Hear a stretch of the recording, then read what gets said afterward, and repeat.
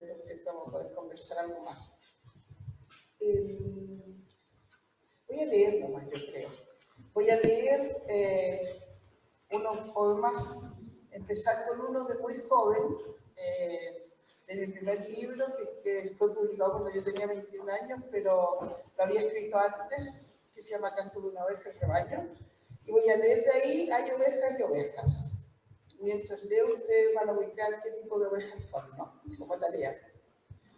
Hay ovejas y ovejas, las que comen de cualquier pastizal y duermen con una sonrisa de satisfacción en los potreros, las que caminan ciegamente por los caminos acostumbrados, las que beben despreocupadas en los arroyos, las que no trepan por pendientes peligrosas. Esas van a dar lana abundante en las esquilas y serán sabrosas invitadas en las fiestas de fin de año. Hay también las que tuercen sus patas buscando campos de margaritas y se quedan horas y horas contemplando los barrancos. Esas balan toda la gran noche de su vida encogidas de miedo. Y hay, por fin, las malas ovejas descarriadas. Para ellas y por ellas son las escondidas raíces y los mejores y más deliciosos pastos. Y voy a leer algunos poemas de este libro que se llama Ligia, que es un libro que trata del exilio. Voy a leer algunos poemas de aquí. Tiene un epígrafe que dice: una vez que has sido desterrada, lo serás para siempre. El primero fue mi abuelo. Hay una caravana de abuelos enterrados en la pampa argentina. Solo uno tiene en los bolsillos la foto doblada de su hija en vestido de primera comunión. Las cruces se han borrado por efecto del viento, aunque partieron su amor en dos y se fueron, aunque las rebanadas se llenaron de moho, ellos fueron los primeros. En cada familia hay un hueco en la fotografía, una silla detrás de la puerta, los nudillos blancos de tanto apretar. Su país se hundió como una moneda en el pozo de los deseos. Ligia sospecha que enterrado en el légamo, a solas, aún brilla. Hay un país remoto en el fondo de todos los días, siempre es el mismo, aunque sabemos que ya no existe. Estrecho callejón sobrevolado por tordos, árboles y árboles poblados de plumaje oscuro. Tal vez también un río, más bien pozones antes de la sequía total, erosión del significado. Este cuerpo no sabía que dejaba atrás el mundo propio. Hostilidad de las altas rejas, alambres de púa, portones, alhambras, alarmas, veloces carreteras. Se vuelve al país y lo encuentras abierto a todo lo largo, un tajo palpitante, casas de espaldas a las plazas, de arcas enormes en patios escondidos, excesiva realidad de las calles. Este país se llenó de gente sensata, rejas, vidrios, botellas quebradas sobre los cercos, duras exigencias de pago. Hablan de nosotros, de quienes éramos. Les ha parecido bueno sacarnos del futuro.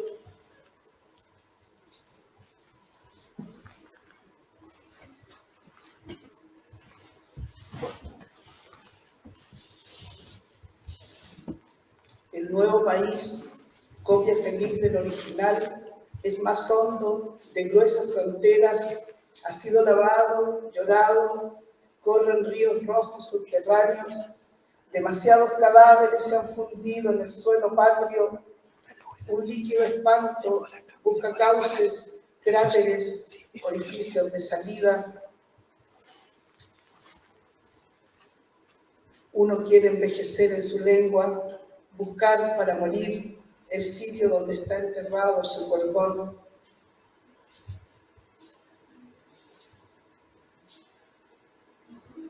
Sabían cómo herirnos, cuál el peso total de las palabras o de la mudez, mientras nos daban con un palo y duro, Hay palabras que se quedaron estancadas en mi voz, que ya no volverán a decirse.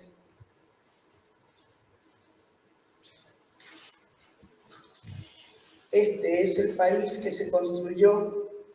Para esto le sacaron las uñas a los amigos y tiraron al mar cuerpos amados atados a rieles, trozos de concreto. Para este nuevo Chile amordazaron, fracturaron huesos, rompieron tímpanos, saltaron la cerradura de las piezas donde dormían los niños. Y para terminar, voy a leer este solo el instante. En días como este se vuelve a inundar el patio de la infancia. El barro donde chapotean las gallinas se badea con tablones puestos uno a continuación de otro. La madre junta valor durante el día para enfrentar la oscuridad de la noche que se anuncia especialmente dura. Afuera estallan ventarrones fortísimos, truenos y relámpagos, pero los niños de sus ojos tenemos permiso para ser felices y desarmar todo el orden doméstico. La cocina se convierte en una carpa de circo con las colchas disfrazadas, el trapecio cuelga del techo y mi hermana se balancea en calzones a los que hemos pegado papeles brillantes. Soñé tanto con estar trepada allí alguna vez, con el pelo flotante y un traje de pedrerías, pero lo mío era mirar. Y de algún modo todavía estoy debajo de la mesa contemplando a mis hermanos y sus faenas riesgosas. Desde el lavaplatos a la mesa de la cocina, el palo de la escoba para los más osados o una tabla también sacada de una cama permiten el lucimiento de los equilibristas. Y otra vez una sonrisa me atraviesa de parte a parte cada vez que la lluvia empieza a tupir y se adivina el temporal, porque la vida sigue siendo como esa improvisada carpa de circo. Mi madre en las sombras, su mano que no se ve, contiene el hilo de todo y ha dejado que cada uno se despliegue según un tejido que tal vez no entiende, pero confía, porque es un hilo que viene de lejos sin cortarse, desde su madre y las otras más antiguas. Mis hermanos siguen de lleno atravesando pruebas, como si jugaran, y yo aquí deseando atreverme, agazapada un poco ahora tras las cortinas. La sonrisa, ahora como entonces, no logra borrar el remiendo de las sábanas. Siento, eso sí, un aire de término y sospecho que no desfilaré en el gran final con tacos altos y medias caladas. Muchas gracias.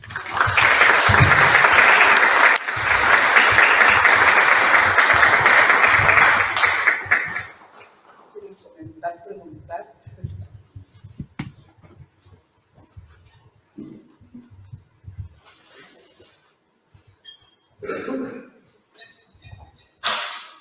Buenas tardes, señora Rosa. Sí, tenía el deseo de conocerla a usted porque antes de su poesía quería conocerla a usted como persona. Pero le voy a hacer una pregunta directa. Usted es chilota. Sí. ¿Qué tiene de chilota o chilote su poesía? Porque la primera poesía, la oveja, está claro que es de raíces chilotas. La segunda no, es de humanidad. ¿Qué tiene de chilote su literatura? Es muy raro que me pregunte eso, porque, pero me gusta que lo pregunte, porque una de las cosas que me he tratado de escapar durante los 40 años que estoy en la escritura es de hacer folclore, ¿no? Es decir, a mí me interesa mucho el territorio, yo considero que mi poesía está ligada profundamente es una poesía que, yo sé que es una cuestión media académica, pero situada, una poesía que tiene un lugar de origen y que está muy vinculada con la comunidad donde yo vivo y que me interesa mucho que eso sea así. Sin embargo, es un desafío hacerlo sin que las señas no sé, no tengo por qué estar hablando de cualatos bueno, igual de pronto sí, pero quiero decir, el mayor riesgo es hacer caricaturas de nuestro mundo. Y siento que una buena parte de la literatura que sobrevive, y no lo digo en términos de fama, por favor, pero que sobrevive, digo que tiene sentido para otros, que de algún modo hagan un puente de entendimiento con otros, una buena parte de esa literatura no hace concesiones con los recursos que otros han hecho como estampa postal de lo que somos, ¿no? Yo acabo de escribir el prólogo para las obras completas de Decio Alvarado. O sea, no son obras completas, es la obra reunida, tiene todos los relatos y las novelas cortas, pero seguro hay muchas otras cosas que no logramos tener allí, pero son 3 tomos. Y es tan impresionante leer hoy lo que hizo Decio Alvarado con este mundo que nosotros creemos que vivimos muy intensamente, ¿no? Pero están escritos los cuentos de un pasado, se supone, Chilote, Calbuca era Chilote, ¿no? También con todo era Chilote continental, hasta cuánto, con territorio. Y si nos alargamos, Magallanes también, está lleno de chilotes por todas partes, porque salían, era la historia del viajero, a propósito del libro que acabamos de escuchar, los chilotes muy viajeros. Pero, ¿a qué voy? Que la profundidad, la densidad que logra Decio Alvarado, yo diría que no tiene que ver con que él esté nombrando ni objetos ni formas, simplemente mirando al ser humano que está viviendo aquí, sobreviviendo en este entorno específico. Ahora, yo intento no alejarme, por supuesto, pero darle una vuelta a todo esto. No está en lo objetual o en el, como le llaman, el patrimonio tangible, el mayor valor de la cultura de Chiloé, sino que en el intangible, que es lo que me interesa más. Es decir, voy a contar una anécdota, no quiero hablar demasiado, pero es que me gusta la anécdota que una vez leí en un diario hace hartos años, una turista que escribió una carta indignada porque había ido a un cementerio de Casa Chilota y tenían techos de zinc, y que ella creía que se estaba perdiendo la cultura. Y yo escribí una carta de respuesta donde decía que precisamente eso hace que la cultura siga viva. Porque si yo a mi casa particular donde vivo, el sitio es más útil, más barato, no provoca que no haya tanto incendio. Todos los sureños sabemos lo que es ponerle techo de zinc a nuestra casa, ¿no? Y si vamos y se lo ponemos a la casa de los muertos, lo único que estamos haciendo es continuar profundamente la cultura. ¿Entiendes? ¿No? Es como, quiero decir que eso es lo que intento hacer en la poesía. ¿No?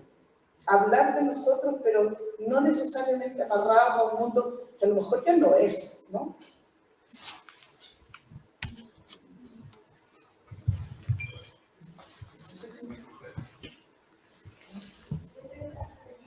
Hai contato tanto.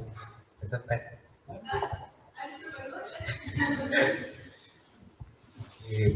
Dijo algo que me gustó mucho antes de hacer mi pregunta, es el tema de la verdad es que la cultura, las formas se construyen en base justamente al pueblo, y el pueblo siempre ha sido pobre. Me gusta ese detalle. La gente siempre piensa, por ejemplo, que va a ir a un lugar a comer su comida tradicional, y su comida tradicional o comer en la región de los Reyes, y en general la comida tradicional siempre es comida de pobre. La cazuela, un plato tradicional chileno, es literalmente agua que le echamos a la olla para poder hacer fundir la comida. En cuanto a eso me pareció interesante la postura, porque es la correcta, creo que yo, que toman ustedes. Decirle a alguien cuando se quiere quejar por hueá, cállate un rato. Por lo demás, mi pregunta son 2. ¿Qué oveja es usted? ¿Y existen más ovejas? Ojos, sí, hay muchos, somos ojos. Y más en estos momentos, yo creo que uno de los problemas que tenemos es que hay demasiados tipos de ovejas y no logramos hacer comunidad porque no entendemos el bien común. Ese es un tema largo y político. Si hay demasiada parcialidad hoy en día, demasiadas atención a la diferencia y poco llegada a una mesa pública donde podamos conversar poniendo de parte de cada uno más. Por eso es un detalle. Ahora, ¿qué tipo de oveja soy? Yo no sé si a alguien le interesa eso o no le interesa la escritura más que las cosas personales, yo creo. Voy a contestar lo que me han dicho varios estudiantes que me encantan, mi adolescente. Ay, me dicen que yo tengo de todo un poco. Y sobre todo los adolescentes, esta cosa, está como atracción por el abismo, por lo romántico, por la melancolía y todo. La idea es que uno tiene todo. Ahora, aspirado toda mi vida a ser una oveja negra, una oveja rebelde, una oveja... Tal vez no se note ni en mi manera de vivir con mi hijo y mis nietos y mi vida bastante convencional, si ustedes quieren, pero sí es lo que más me interesa. Es decir, en los campos del territorio de mentales, en la escritura como el espacio mayor para mí que existe de libertad, ahí sí siempre quisiera hacerlo, establecerme en un pequeño reducto y desde ahí estar hablando, que ha sido una tentación todos estos años. La poeta de Chiloé, un horror que para mí es, ¿me entiendes? Creo que ahí es un desafío permanente el de seguir siendo esa oveja negra en la literatura. Eso. Hola. Yo quería preguntar, porque usted tocó, usted dijo algo muy interesante, que es que la identidad chilota va evolucionando, o sea, como que en base a la gente, como que uno va evolucionando en base a sus necesidades. Entonces, ¿usted cómo cree que se va actualizando la cultura chilota al día de hoy y qué es lo que ha ido cambiando, según usted? Ya aquí está, me olvidé cómo, disculpa, pero hizo una tesis sobre cómo la devastación, ¿cierto?, ha estado, y he estado en cada uno de mis últimos libros, sobre todo, dando cuenta de eso. Los cambios son súper evidentes y toda persona que vive aquí en el sur sabe cómo han sido brutales y que, por poner solamente el gran tema del extractivismo, ya que ya no es solamente en términos de los recursos naturales, sino que directamente el extractivismo cultural, ¿cierto? No esto de venir, lo que ha pasado en Chiloé, por ejemplo, que vienen a gente de otras partes, Santiago, digamos, la mayoría, vienen y se apropian de rasgos de nuestra cultura, porque tú, no sé, los palafitos, y hacen allí unas tiendas design carísimas, o hostales, o restaurantes, que no están destinados a los chilotes, no es para seguir cultivando o viviendo una manera de entender la realidad, y es como bien devastador y uno de repente pierde las esperanzas, pero ocurre que también todos estos mundos han sido como bien alienantes y hay toda una generación. A mí me gusta mucho lo que está pasando en Chile, hay muchos jóvenes que han ido a la universidad y están volviendo a la isla y están volviendo a hacer comunidad, que es el rasgo fundamental de Chile, hacer comunidad, vivir pensando en los demás, hacer como ¿cómo diría? Cultivar aquellas cosas que son con las que se armaron los distintos espacios que nos interesan, ¿no? El relato, el corro del relato, esto de ir transmitiendo lo que se ha aprendido, por respetar la tradición, por ejemplo, todo lo que los otros hicieron. Una cosa que hoy día parece hasta...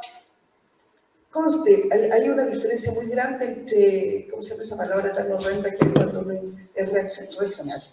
No es reaccionario hablar de tradición hoy día, es resistencia hablar de tradición hoy día. Respetar lo que todos los viejos, toda la gente antigua hizo, toda la experiencia acumulada en vidas que no son protagónicas de pronto, ¿no? Eso, por ejemplo, para mí son actos de resistencia. Y hoy día se están haciendo mucho. Recuperar ciertos espacios donde cómo se fue creando, cómo se fue enfrentando a una realidad adversa en términos de la pobreza que nombraba. Yo creo que todo el mundo que ha vivido en el Chiloé profundo sabe lo sacrificada que ha sido la vida en el Chiloé profundo, en las distintas islas pequeñas, en la ruralidad, etc. Y que sigue siendo hoy día, pero bastante más indigna, ¿no? La gente ha estado vendiendo sus terrenos y se va a vivir en la periferia de ciudades que ya son periferias de las periferias. Entonces, como rizar el rizo de algo, pero se está volviendo, yo creo, hay un deseo profundo, sobre todo en los jóvenes, de volver, o sea, en ciertos tipos, tampoco así como tenemos la desgracia de que hay muchos que sus modelos siguen estando en esta cultura que se transmite por las redes sociales, que es la enajenación misma, ¿no? Pero uno tiene siempre espacio de sorprenderse, siempre. Yo me acuerdo mucho y me alimento a mí misma con esa sorpresa. Yo soy profesora de lenguaje y educación media, la vieja castellana. Desde que tenía 23 años empecé a trabajar, ya era la vieja castellano.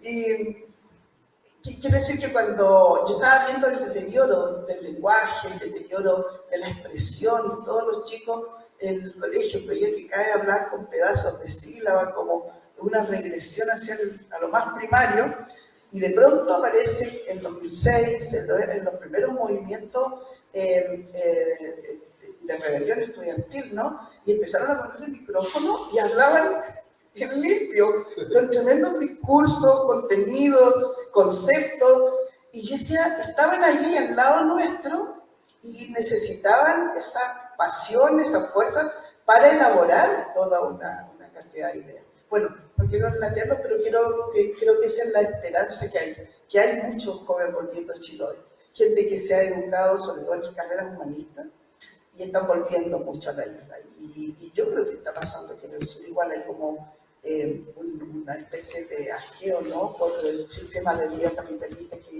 no solo ha deteriorado nuestro mundo concreto, sino que nuestro espacio interior, nuestra interioridad, ¿no?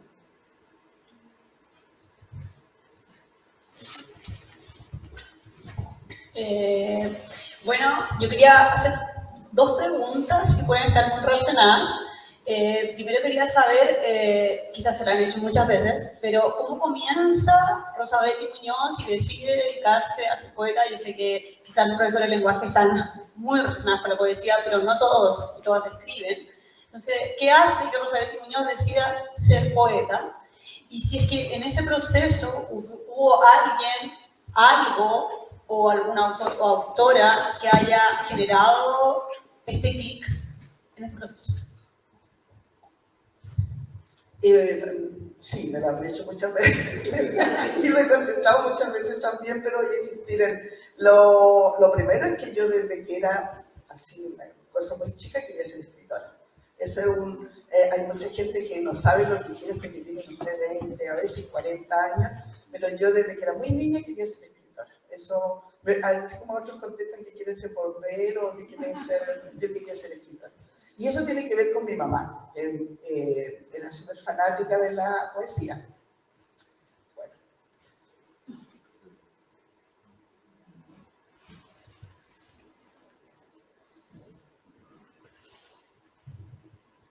¿Otra pregunta? Bueno, después que comentar.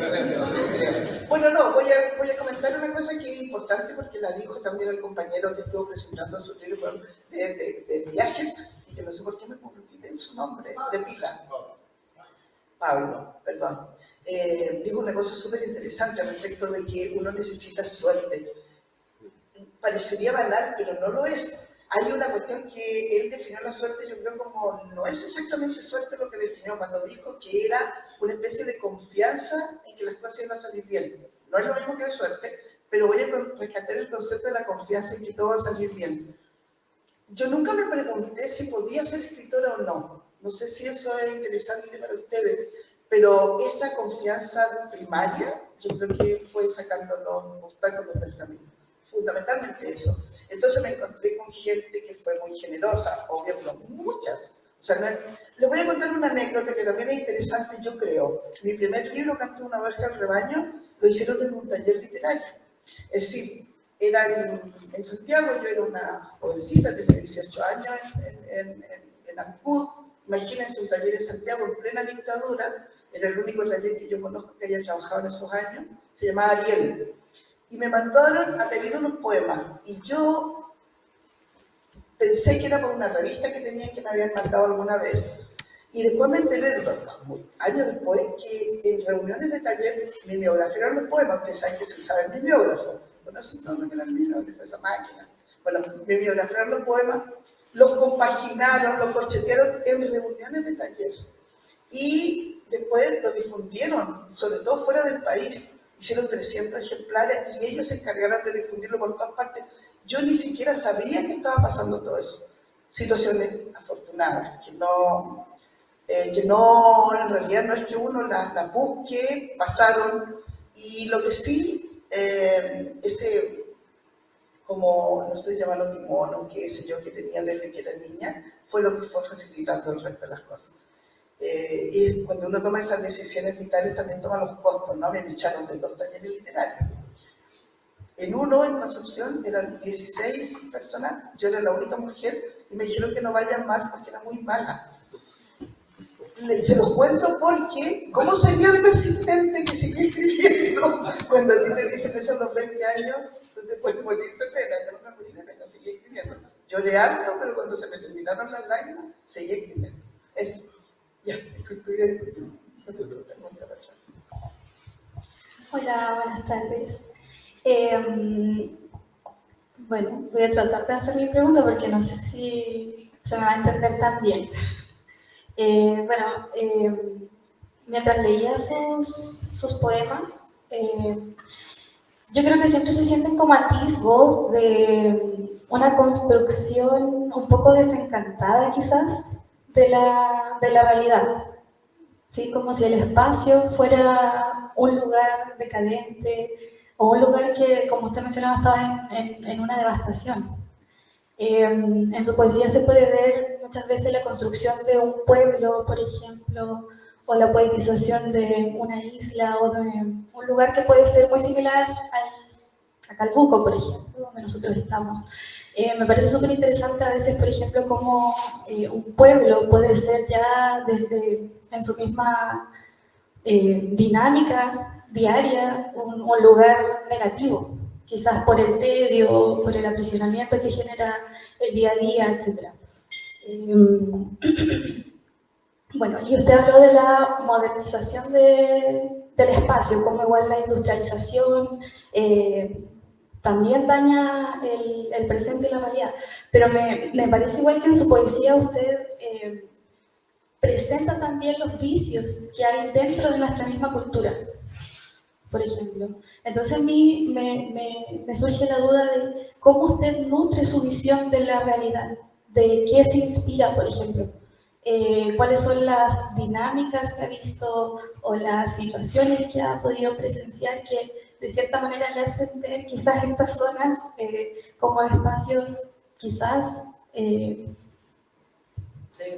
degradados o desencantados desde, no solamente desde ahora como una modernización, sino que desde quizás antes, como costumbres, por ejemplo, quizás también ciertas violencias que se reproducen hacia las mujeres, hacia los niños, hacia distintas cosas. No sé si nos podría hablar un poquito igual sobre eso. No sé si se entiende mi pregunta. Sí, no, yo lo entiendo, no sé de los demás, pero yo entiendo perfectamente que, en primer lugar, yo creo que cuando uno escribe hay un peligro, y eso era una de las cosas que, a propósito de las poetisas que estaba comentando Marianela aquí delante, que de efecto atribuye a las mujeres esto de idealizar los mundos. No solo el tema del ya al extremo cuando se trata del amor romántico, por ejemplo, porque idealizar el espacio de la casa, por ejemplo, idealizar los espacios domésticos, que era todo lo que tenían, no, pero idealizarlo, es decir, como dejar a un lado todo aquello que puede ser molesto, oscuro, y resaltar solamente aquello que sea bueno, positivo. Yo diría que como lo encuentro un riesgo, igual como la folclorización de los elementos de la cultura, como lo encuentro riesgoso, en general me he concentrado bastante en mirar como el lado B o esa otra cara, porque además es bastante más compleja la realidad, no es que tenga solo dos caras, ¿no? Pero digamos que me he concentrado en mirar un poco descarnadamente quiénes somos. Ninguno de nosotros es un ser angélico. Yo voy a citar otra vez a mi Carlos Parra, que le dice cómo es esto de que somos un embutido de ángel y bestia, ¿no? Y sí, pues somos todos así, todos, no. Ninguno de ustedes aquí, ni yo, ni nadie es un ser angélico. Querríamos, a lo mejor algunos aspiran a hacerlo, pero como en el caso no es, en el fondo es igual que estar escarbando en uno mismo, ¿no? Te vas encontrando con terrenos bien pedregosos, con cosas bastante terribles, y como yo creo sinceramente desde que empecé a escribir que como sujeto, como persona, soy lo menos interesante que hay, yo lo que hago es mirar para afuera, es decir, ver a los demás, que me interesan muchísimo. Y uno de los desafíos que tengo, que no son los míos, solamente hay muchos escritores que han intentado hacerlo, pero yo me he concentrado en eso, es ojalá mientras menos se note mi voz y más recoja de las voces de la comunidad, más se va a acercar a la poesía que quiero hacer. Hay poemas completos en que yo he puesto solo el título, por ejemplo. Recojo mucho de lo que dice la gente, de lo que le pasa a la gente.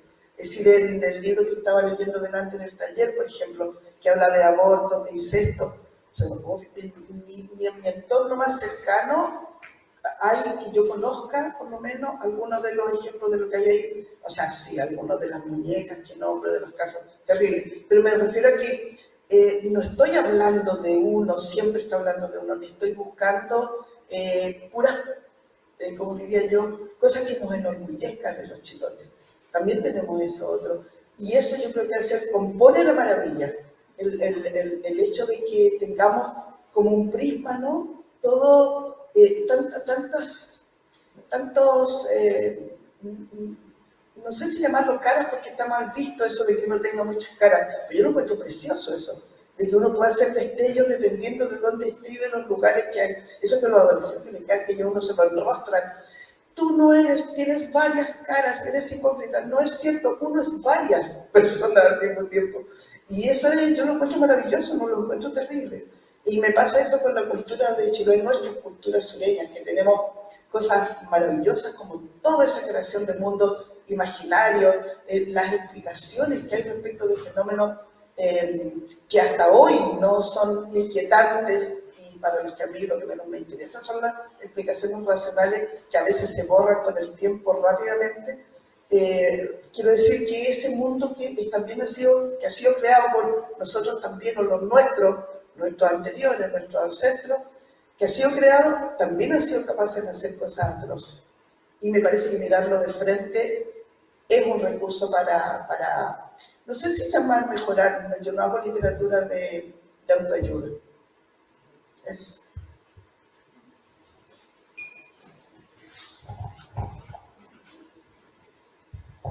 Le quiero hacer una suerte de pregunta, comentario medio bizarro.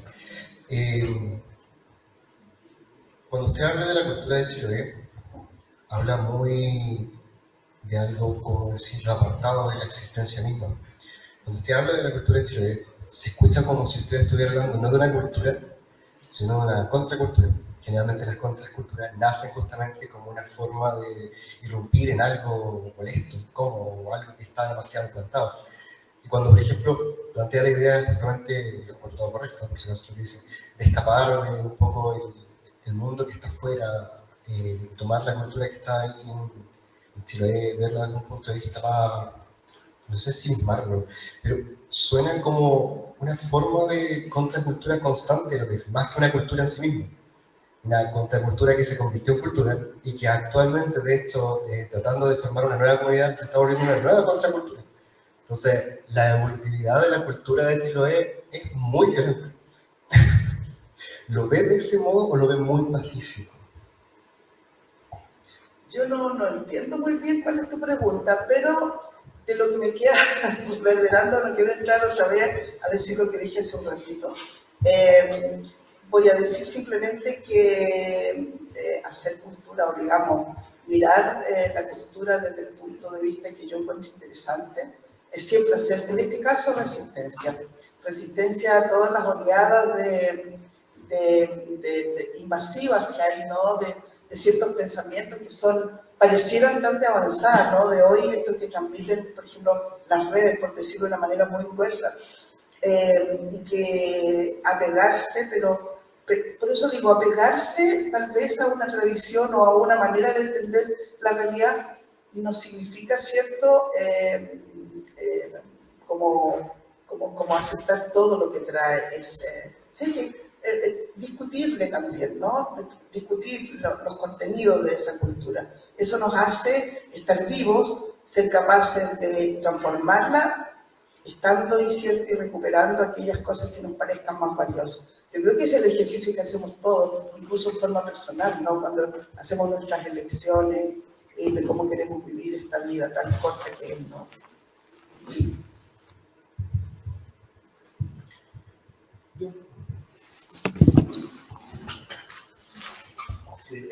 No puedo dejar pasar la oportunidad para preguntarle o que nos recomiende literatura. qué libros son los libros de Rosario Muñoz, como sé que pueden haber muchas, pero me da mucha curiosidad saber que como poeta del sur, ante habitantes del sur, qué libros, qué poetas nos recomiendan.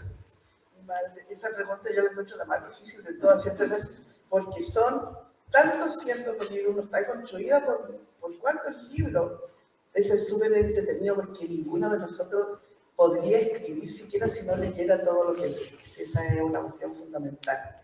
Lo que puedo hacer es contarte los últimos que he estado leyendo. Hay un poeta que descubrí este año que se llama Yvon Lemaitre, no sé si se pronuncia así, es un poeta francés que me encantó, un obrero que de una familia como súper con problemas, etcétera, y se pone a escribir en como estos edificios de departamentos, me lo imagino yo así marginales, y se pone a hablar como si todas las voces estuvieran haciendo un coro de lo que les pasa en el día, de su conflicto y todo. Es un poeta, a mí me gustó mucho, lo acaban de publicar en Chile no hace tanto tiempo, vino, y por eso me causó curiosidad, lo busqué y muy buen poeta.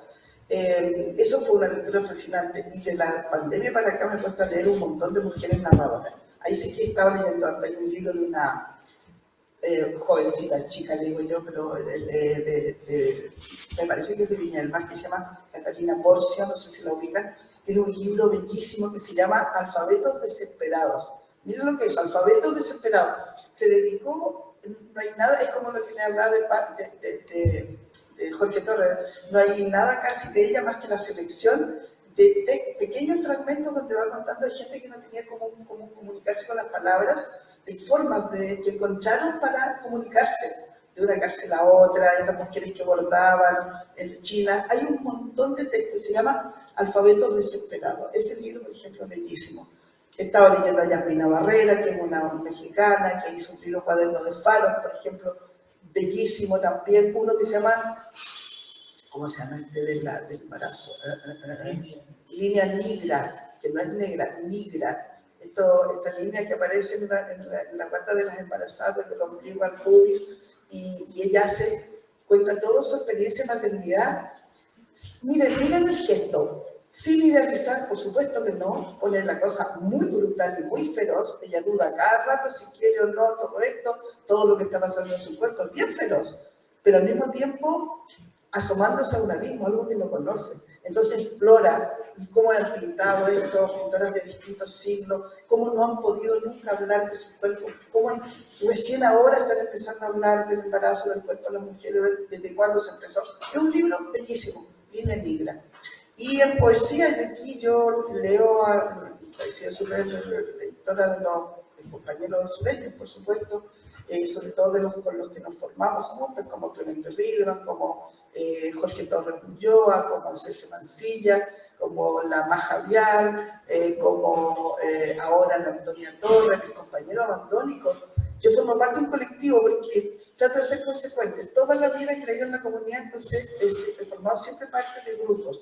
Y ahora formo parte de un colectivo que se llama el Colectivo de Pueblos Abandonados o de Escritores Abandónicos. Y entonces ya llevamos nuestro sexto congreso a los puntareros tuvimos, y bueno, yo leo mucho a mis compañeros de abandónicos. Hay uno de ellos que le aconsejo al tiro que lean, que se llama Christian Heise, que ha hecho un movimiento súper extraño. El año antepasado, ahora no me acuerdo cuándo fue, sobre la fecha, que escribió un libro que se llamaba Los hijos suicidas de Gabriela Mistral. Es una antología de poesía, que tiene un prólogo de un profesor, un académico, que no sé qué país. Todo es invento de él. Cada uno de los poetas antologados es un invento de él. Y a todos les da una voz. Es impresionante la poesía que escribe. Y ahora escribió la segunda parte, que se llama Todos los nortes que hay en el norte, donde empieza el poeta, el primer texto, suicidándose porque es un pésimo poeta, nunca ha logrado nada, dice, ya no voy a ser más poeta, este es mi suicidio público, y empieza a recordar toda esta antología y vuelve a hablar de otros poetas que no fueron incluidos allí, y arma otro libro espectacular. Esos dos, si los buscan, no se van a decepcionar, sobre todo este último, Todos los nortes que hay en el norte. Bueno, Heise, vive en Vicuña. Y yo creo, sinceramente, para cerrar y no darle la lata tanto, que la buena literatura, no solo ahora, sino que desde tiempos se da en las provincias, no se da en las grandes capitales.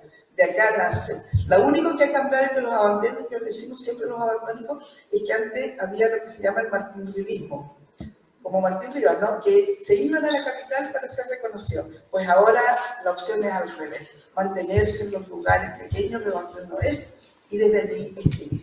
Lo leerán quienes tengan que leer. Eso. Podría leer unos poemas porque no. Pero Llegaron a las 8 y entonces no alcanzó. Ellas fueron culpables, llegaron a las 8. Lee.